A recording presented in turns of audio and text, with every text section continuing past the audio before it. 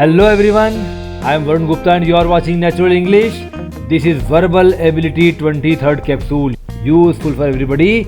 Your foolproof guide to words, phrases, clauses, collocations and various constructions. So let's begin. We really don't know how to go about dealing with this child. Even though he is one of the brightest pupils in the class, he continues to be a disruptive influence on the other children. Now in this very interesting sentence, we get some useful phrases. The first one is how to go about. It is followed by verb plus ing. How to go about plus verb ing means how to plus verb first form. How to go about dealing. It simply means how to deal. I don't know how to go about controlling him. It simply means I don't know how to control him. Please guide me how to go about maintaining discipline. Please guide me how to maintain discipline. So this is slightly extended form of simple verb first form. V1 can also be written as go about V1 plus ing. Please tell me how to speak English. Please tell me how to go about speaking English. Please guide me how to learn English. Please guide me how to go about learning English. So go about verb ing is simple extension of verb first form. So this slide will allow you to make some very interesting phrases, sentences and speak more naturally. Continues to be. Now to continue to be basically means to keep on being, to go on being. When you are in a situation for a longer time, you continue to be so. Whether he will continue to be successful in future is open to doubt. Whether if he will continue to be successful in future, he will keep on being successful or not is open to doubt. Many people doubt whether he will be successful in future or he will be a failure in future. If released, we release somebody from imprisonment when we set him free. If set free, he will continue to be on payroll for 8 more years. You are on payroll when police imposes some restrictions on your free movement, right? So he will be on payroll for 8 more years. So even if set free, he will have to be continuously on payroll. He will keep on being on payroll. He will go on being on payroll. He will continue to be in such state, which state? On payroll for 8 more years. A disruptive influence. In the last capsule, we studied the word disrupt and now it comes a disruptive influence. It basically means when somebody continues to be an irritating effect. Suppose A is disturbing B and C, so A has a disruptive effect or influence on B and C. She was a disruptive influence and after a year or two, she got the boot. She was a disruptive influence. It basically means that her presence disturbed the other people. Her presence kept on disrupting the overall atmosphere of the company and after a year or two, she got the boot. She had to resign. She was fired because she was a disruptive influence. Her influence was not positive. She had a disruptive influence on the rest of the class. There are some students who destroy the entire discipline of the class or who affect other students wrongly. So she had a disruptive influence. Because of her, the entire class could not focus on studies. The complete sentence, dear friends. We really don't know how to go about dealing with this child. We really don't know how to deal with this child, how to behave with this child, how to manage with this child, how to control this child. We don't know. Even though he is one of the brightest pupils of the class, in the class he is one of the best students, most scoring students, the brightest students, even then he continues to be a disruptive influence on the other children. Other children are definitely disturbed because of his presence, his influence, his effect, his impact disturbs other students. So he is intelligent, he studies, he understands, but because of him, others can't understand. Right? So he definitely is a very interesting personality. The second sentence today is, just because we have got through to the quarterfinals without conceding a goal, I don't want you all to be lulled into a false sense of security and right of all the other teams left in the competition. Now the first phrase here is just because. Just because means it is not a sufficient reason to do so. Only because of this? No, it's not sufficient. We should not do so. Just because I don't complain, people think I am satisfied. I don't complain. I don't say this is bad, this is wrong, please do that, please do. I don't complain. And therefore people think I am satisfied. And what people think? That I have satisfaction, I have no problems. But it is not right. Just because I don't complain, people think I am satisfied. This sentence also tells you that in fact I am not satisfied. Don't treat me badly just because you had a bad day. You had a bad day, your day was bad, you had bad experiences, and therefore you are treating me badly, and you should not do so.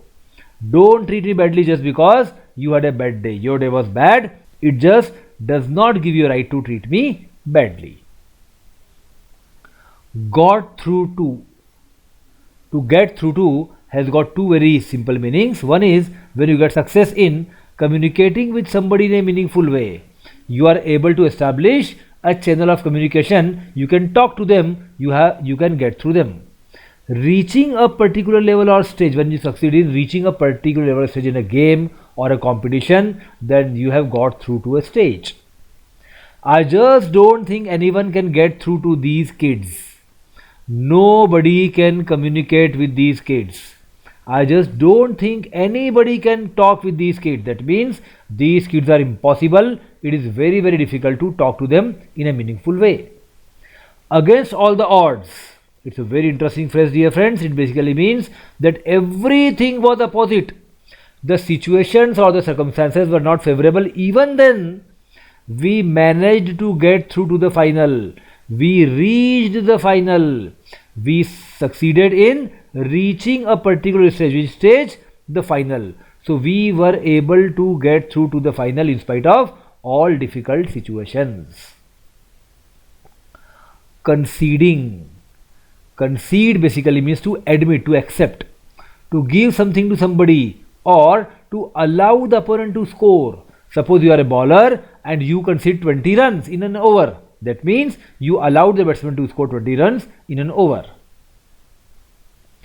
I was forced to concede that she might be right. I was forced.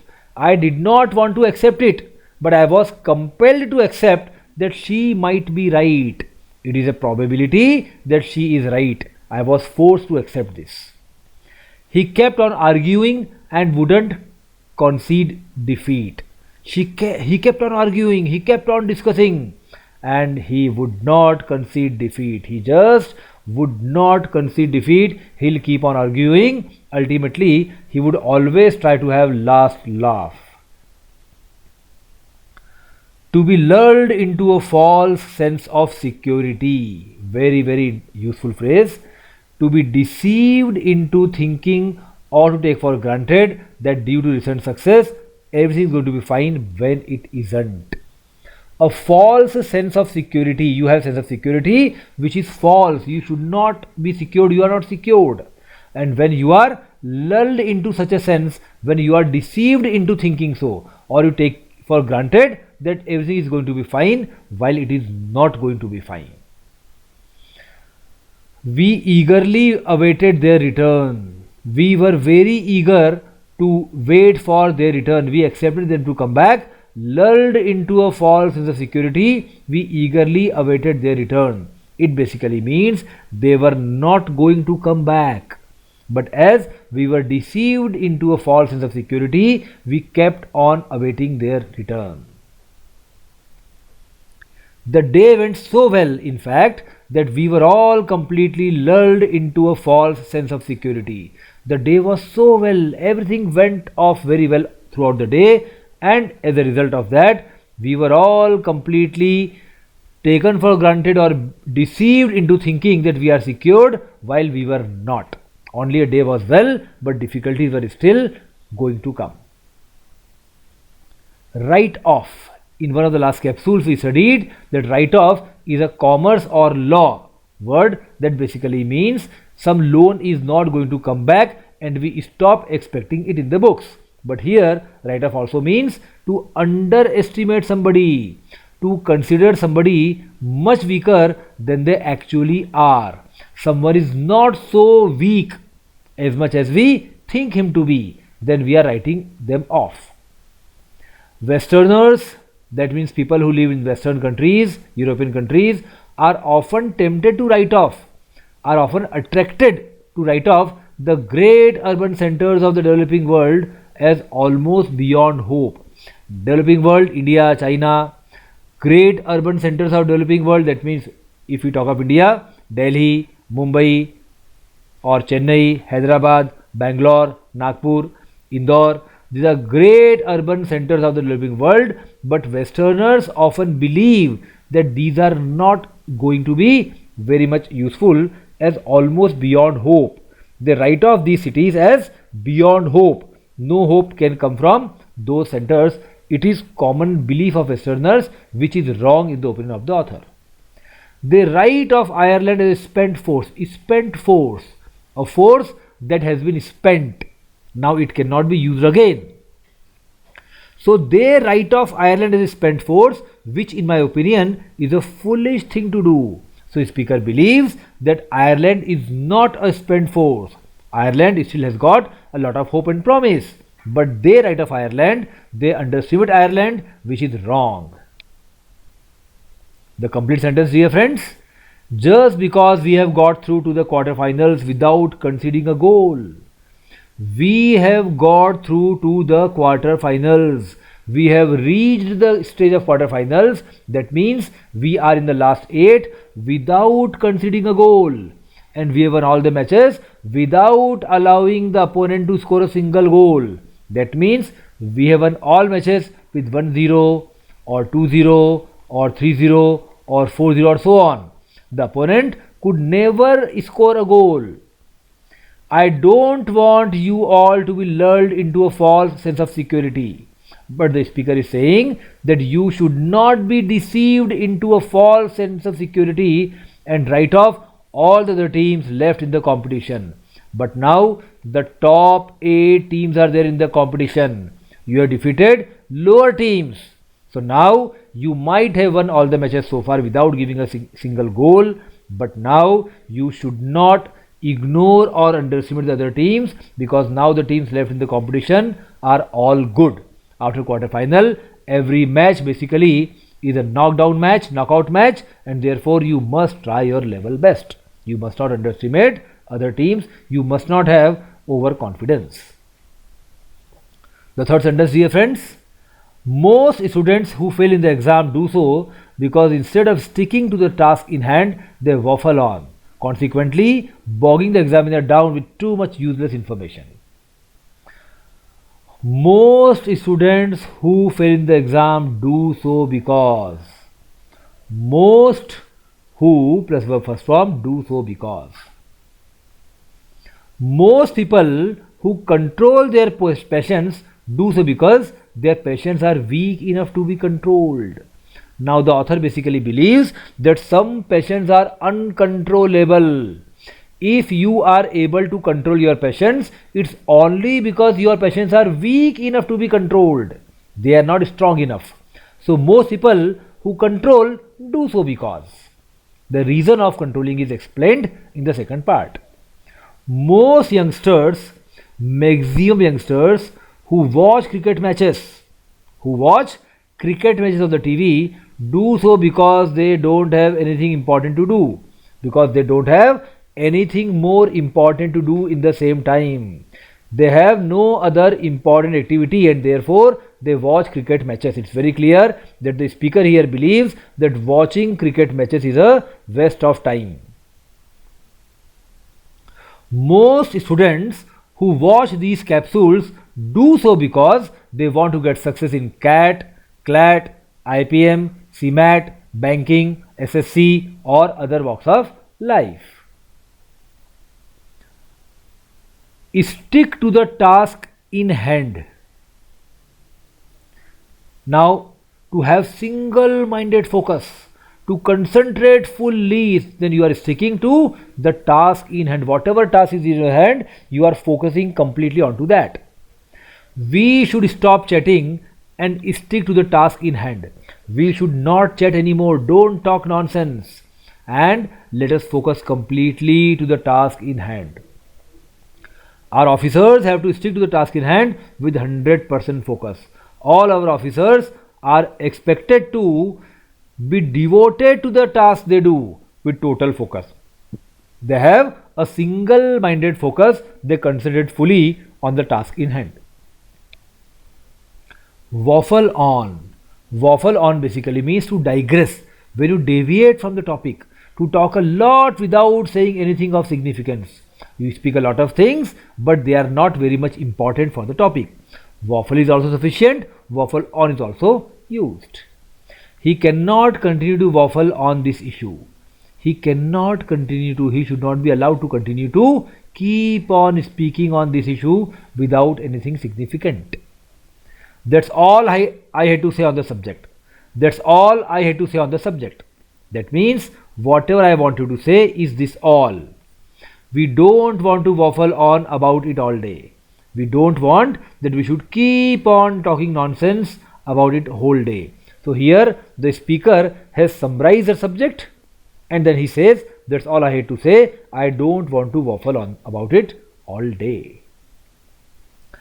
Bogging the examiner down with. To bog somebody or something down with basically means to prevent someone or something from moving on or progressing. You keep somebody stopped at your job, you don't allow them to move on or to progress, then you are bogging them down. He is a big picture leader. He is a big picture leader. He is a leader who always looks at the big picture and doesn't get bogged down with the details. And he does not involve himself with so many details. He simply looks at the big picture and takes a decision thereafter. The bad weather, the weather was bad and it bogged the passengers down with too many problems. The passengers had too many problems. Why so? Because of the bad weather, and therefore the passengers were prevented from progressing because they were busy in these problems of bad weather. Most students who fail the exam do so because many students who fail the exam, who are not able to pass through the exam, and they fail because instead of sticking to the task in hand, they don't focus on their job, they waffle on, they keep on writing uselessly, consequently bogging the examiner down with too much useless information. They involve the examiner into too much information which is totally useless. As a result, examiner is upset, he gives them less marks and they fail in the exam. So here the author is saying that you should stick to the task in hand. You must write to the point precise answers. You must not go into a lot of detail without significance. It will fail you in the examination. Thank you dear friends. Keep on watching, keep on commenting. Your suggestions, your feedback is very important. Make notes, apply for all the examinations and get success. Thank you. All the best.